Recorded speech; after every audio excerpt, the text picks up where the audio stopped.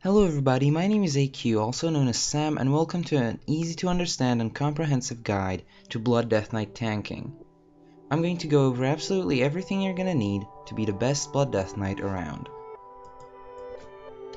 First of all, let's go over your talents. For your talents, you have two setups you can go for. The first is the easy setup, or the lazy setup. I'm gonna go over this one first, as it is much simpler. So for your tier 1 talent, you want Roiling Blood. This will basically cut your using of Pestilence, and you won't need to use it at all. What you're gonna do is you're gonna use your Glyph of Outbreak to apply diseases, and then just spread it with your normal AoE damage. For your tier 2, it's really what you want for utility. You can take Anti-Magic Zone when it's needed, but I would just recommend Purgatory because it's just a lazy spell. It's a passive, you don't have to use it. Tier 3. Definitely Death's Advance. There's like no use for any of these two. You could take Chillblains for kiting, but it's really not necessary. Death's Advance is much better because you passively move 10% faster, and you can't be slowed that much, which basically means a tank that can't move can't tank. So you need that moving. So that's a really good spell to pick up. Tier 4, I would go for Conversion, but you can take Death Pact because it's a big fat heal. I like to take Conversion because it's a nice spell, it's a continuous healing and it really helps keeping me alive. Okay, for tier 5 you're going to want to take Blood Tap or Runic Empowerment. I prefer Blood Tap because it's on demand, and you know, when you get those free death runes, it's just like, well, I got a death rune now, but I don't really need it. So with Blood Tap you can control when you have your, death runes popping up, when you can, throw out necrotics if it's needed, death strikes, just everything. For the final tier, it's really whatever. I wouldn't recommend Desecrated Ground because it's not really going to be used a lot. Remorseless Winter is nice because it stuns and, it just cuts the damage. And Gorfian's Grasp, I like it because it just makes my enemies Pringles. It just literally pulls everything together, and you can use it on a friendly target. Okay, let's talk a bit about your glyphs as a Blood Death Knight. There are two minor glyphs that you just must have, and all the other glyphs are basically just optionals. So the first glyph you must have is Glyph of Army of the Dead, which is a minor glyph, and it makes your ghouls not taunt, which is...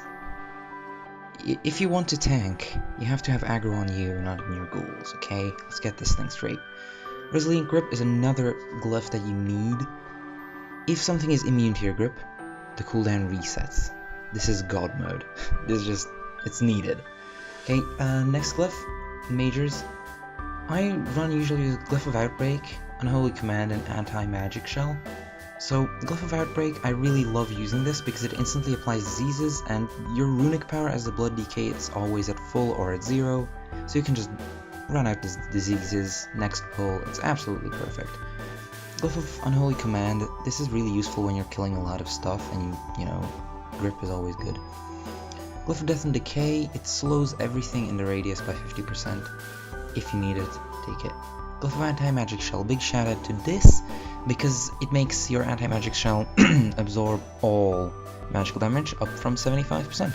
Dancing Rune Weapon, another glyph that's kind of, if you need it, go for it.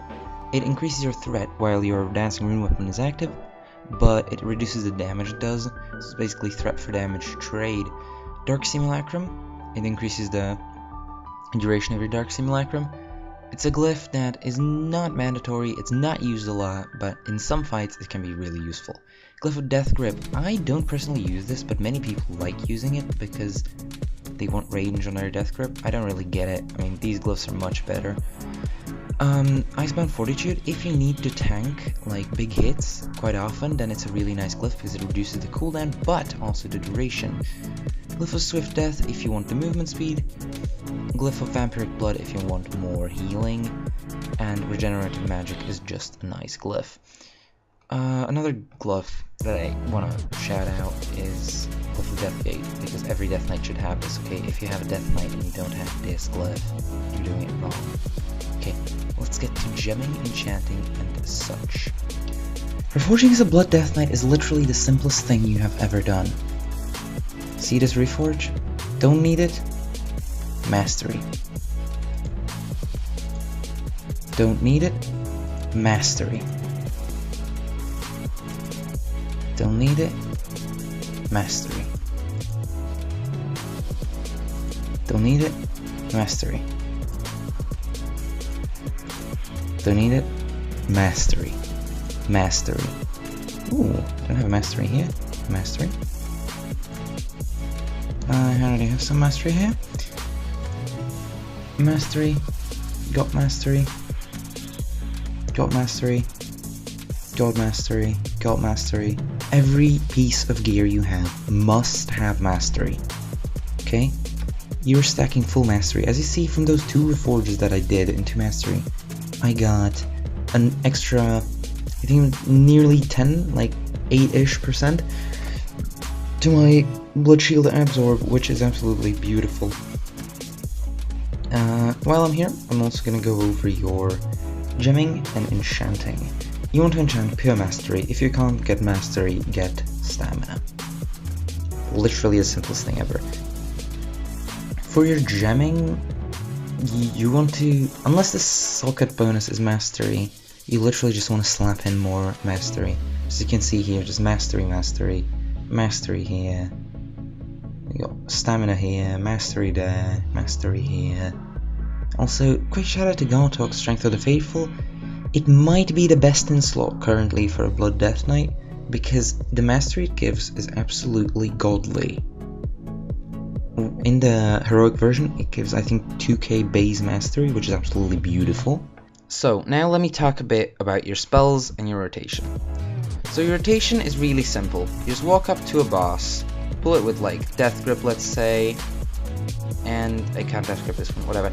Just apply your diseases, Death Strike to get a little shield up, use your procs, and Rune Strike.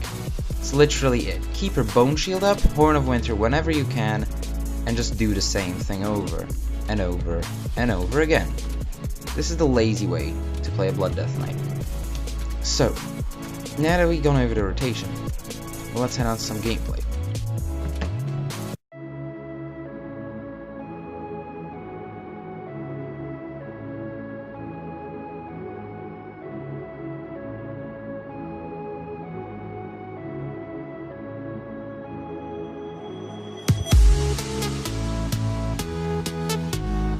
Get over here.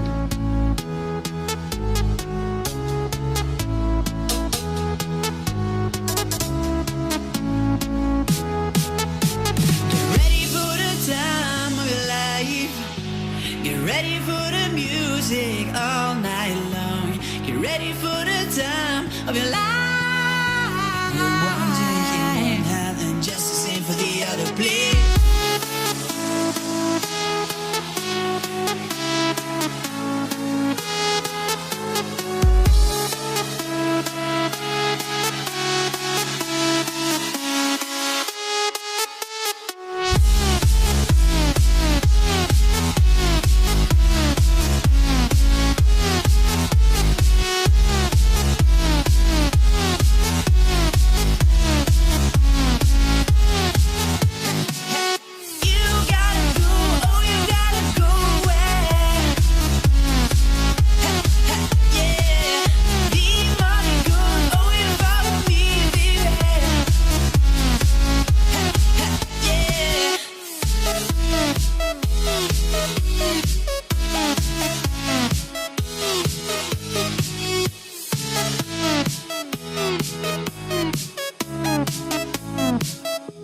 Now take it slow, relax, turn the engine off and feel the pumping floor under your feet. Now take it slow, relax, turn the engine off and feel the pumping floor under your feet. Now on the floor there is no exit. Get ready for the time of your life. Get ready for the music all night long. Get ready for the time. Okay, and that is the end of my Blood Death Knight guide. I will be releasing another guide soon on the more advanced ways to play a Blood Death Knight. This was kind of the video overviewing the lazy way to play the spec.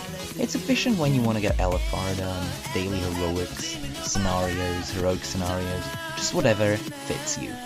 Thank you for watching my Blood Death Knight guide.